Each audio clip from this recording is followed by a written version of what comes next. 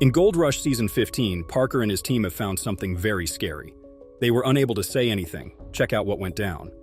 Age 28, Parker Schnabel drives a truck into the new house he just bought.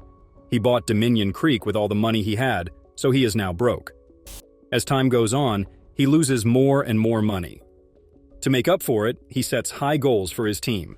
Since the season started 3 weeks ago, Parker's team has dug up more than 4 acres in the money pit. Parker is determined to make the team work harder this time because he has such a big goal. That's right, he's going to dig up another 4 acres of land in just 3 days. My goal is to keep the 211s ripping 24/7. It's going to be the fastest way to catch us up. I think 3 days might catch us on, right? When he tells his team this, they all try to figure out what he means because the money needs to keep coming in for the whole season.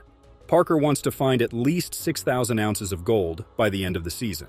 This will earn him $160 million, which he will use to come back next year and keep the digging going this year. Parker tells his group what they need to do, and then they get to work.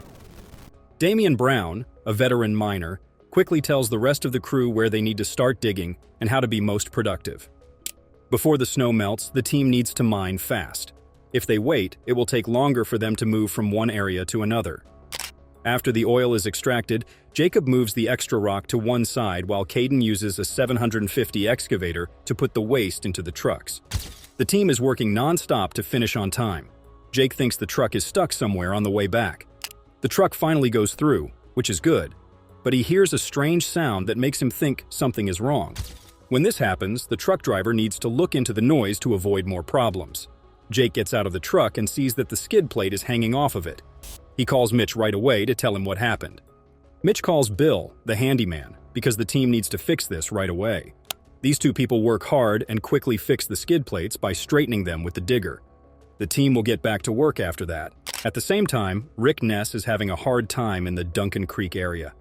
Ness's mother died in 2018. Because of this loss, he was so sad that he had to stop gold digging and work on getting better. He went home to take care of himself because he didn't feel understood or heard. Ness had a terrible accident in the 10th season that broke his jaw and knocked out many mission teeth. Having to deal with all of these problems has made him the strong man that his fans know him to be. No changes were made to the original sentence, as it is already grammatically correct. After being at the camp for a few months, Zaremba has to drive back today, which is sad. He thinks Ness is ready to keep working, even though he doesn't trust her and doesn't have any extra money to hire more people. Zaremba should have stayed longer, but Ness is ready to go back to work. He knows that Ness needs to get back to his family, though. Ness had to sell his late mother's house to start the season. As security, he had to give up his camp to the owner of the land. He has already found 21 ounces of gold on the land, which is worth $42,000. I feel like Rick's in a good position. Everything's kind of set up and just ready to go. Here, he should be fine. I feel comfortable leaving at this point. As of now, Ness is living from hand to mouth and needs something useful to keep the season going. He has thought of a way to get the money he needs to do this. Ness plans to run 2 piles to get a quick score, and also to focus on the valley, which has a lot of gold. Ness only has one team member working with him now that Zaremba is gone because of his bad luck. Morgan is a gold mining greenhorn on the team. She is renting an old loader that she thinks is really slowing things down. Morgan works hard to get everything done by the due date, but the old loader is giving her trouble, and she thinks something should be done. Morgan feels like something is different in the truck all of a sudden. When she goes outside, she sees that the truck's tire is flat. Ness hears about this from her, and a sad mood comes over the camp. Hey, Rick. Yeah, go for it. I'm gonna have to shut down the plant. The loader's got a flat. The work will be held up for a while because of the flat, and Ness might not be able to keep up his production for the season. I gotta figure something out. It is. Gotta find a tire, find a loader, find something. Ness is so upset that she chooses to ask Parker for help. Ness talks about his long past with Parker as he leaves his camp. Ness worked as a digger for Parker after he bought his land when he was 17. They became fast friends, and Ness was a big help to Parker when it came to gold digging. Ness was on his way to becoming a manager when he began to fight with Parker. He finally chose to leave the camp because he wanted to be his own boss. They haven't talked in 2 years. Ness thinks Parker knows he's been missing, and he's excited to catch up with Parker. Parker is there when Ness gets to the camp. After hearing about Ness's problems, Parker told him that he was sure he would get better because he had been through a lot himself. He's had some time to think about things, and Ness says that one thing he learned was that he had given Parker some of his best years. I know a lot of people up here are surprised, but they ain't getting rid of me that easy. So. No, you're a survivor. I've said that to everybody. I have. No matter what, I've said the guy survives. Parker likes this because Ness has taught him a lot. Ness tells Parker why he's there. He needs help with a loader that Parker isn't using. As it turns out, Parker bought the camp with $2 million worth of gear, most of which is still not being used. Parker presents Ness with a loader that is not in use. The two of them test it to see how well it works. They made sure the loader works, and Ness wants to figure out how to pay for it. Parker finds it hard to talk about money with Ness. He told him to use the loader for as long as he needed to. In the fall, they would talk about paying him cash. I think we'll have to try and wheel a deal on this. I don't know what you're thinking. Oh, it's not gonna be a wheeling deal. I hate talking money. If it helps you out, take it and just get back on your feet, man. Ness appreciates the kindness because the loader is just what he needs to reach his goal. Ness says he'll get the loader soon. The men said they would keep in touch as they split ways. As Ness leaves the camp, Parker says that what Ness said has been bothering him. Ness is only 42 years old, not 90, so he doesn't think that Ness gave him the best years of his life. To get the loader he needs, Ness is happy to meet up with Parker. But there is a big problem. Since the loader is 5 miles from his camp and weighs 35 tons, he has to pull it. But the ground is soft and unstable because the soil is melting. So even something as big as the loader can damage the roads well. Because of a government rule against such hauls, Ness has to wait at least 1 month for the ground to be stable. The Beats crew at Paradise Creek has been having a rough time somewhere else. It's been 3 weeks since the season began, and the team still hasn't started working on the ground. To keep digging that season and make money, the team needs to get at least 6,000 ounces of gold. Because of this, Tony has chosen to move the mining back to the Indian River claims. This spot has lots of gold that hasn't been mined yet, and is the fastest way for the team to catch up to the other miners and reach their goal. Moving the big tools from Paradise Creek to Indian River is the first thing that needs to be done. Their goal is 40 miles away, so this is a tough job. Also, the road they need to take is very long and dangerous. To get to the camp, you have to drive on a narrow road, go up a steep hill, and then drive down a narrow, twisting path. Mike, Tony's younger son, is here to help with the move, which makes him happy. The team had to stop mining at Indian River 4 years ago because they lost their mine permit.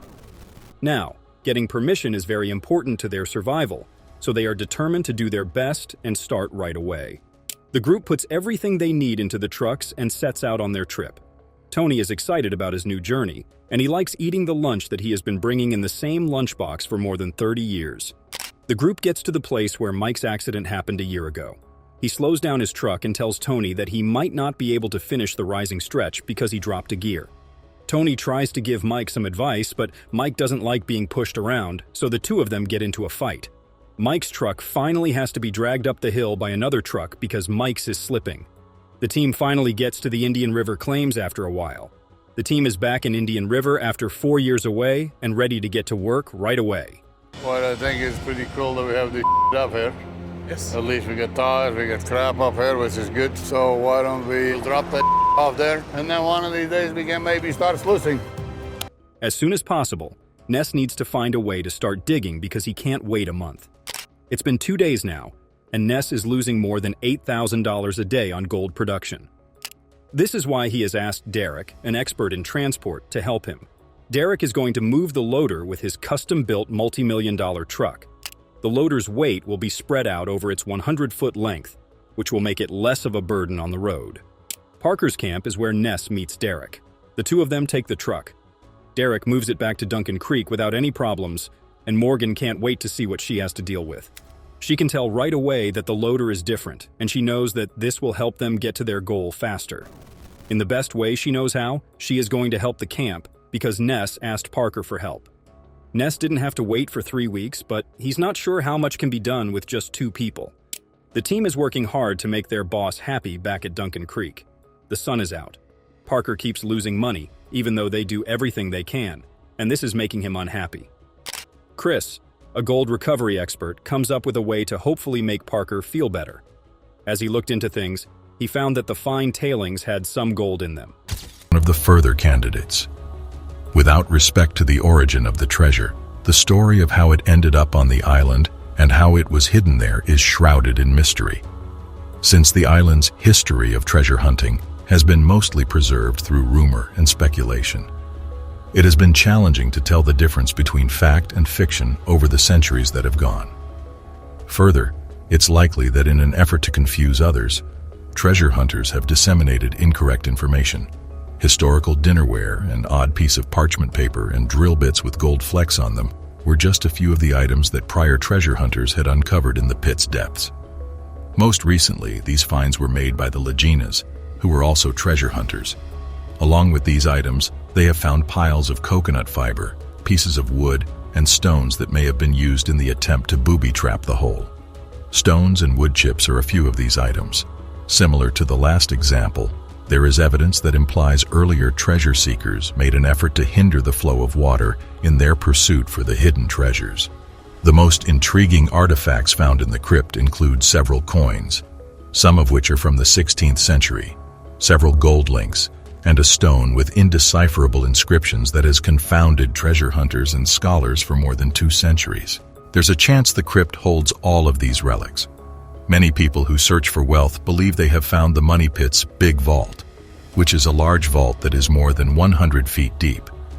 In and around the pit, most of the artifacts that have been discovered so far have more historical value than monetary value. While some items hint at brand new puzzles, certain objects offer tantalizing hints to treasures that have not yet been found. Having fun so far with this video? Did you already sign up? By doing this right away, you will receive more updates on great discoveries and a notification when the next post is available. According to a letter made by treasure hunter Jotham B. McCulley in the middle of the 19th century, a previous miner allegedly discovered a stone in the pit in the year 1804 at a depth of around 90 feet. Between 12 and 16 inches wide and 2 to 3 feet long, the stone is a rough rectangle. It does not like any local rock, but instead seems to be a dark, olive-hued Swedish granite. The cryptic symbols engraved on the stone have sparked a lot of debate about how they should be understood. The letters of the English alphabet were allegedly intended to be represented by the symbols etched into the stone, according to one view. According to one interpretation of the phrase, it may be translated as 40 feet below 2 million pounds are buried. While other academics believe it was meant to represent France, they also believe the symbols were somehow connected to the Knights Templar. A local myth claims that the wealth won't be found until 7 persons have died looking for it, according to the Oak Island Compendium, an online research collection. There is no recorded documentation, however, that can explain who first put the curse on the treasure in this way, or even if the treasure was ever cursed, similar to the many other myths that are connected with the island. 6 people have died so far while attempting to find the money. It is pretty obvious that the Legina brothers are prioritizing their own safety while they investigate, despite the fact that this apparent curse is said to hang over them. New discovery is shocking and astounded scientists. For additional information, watch the video after this one.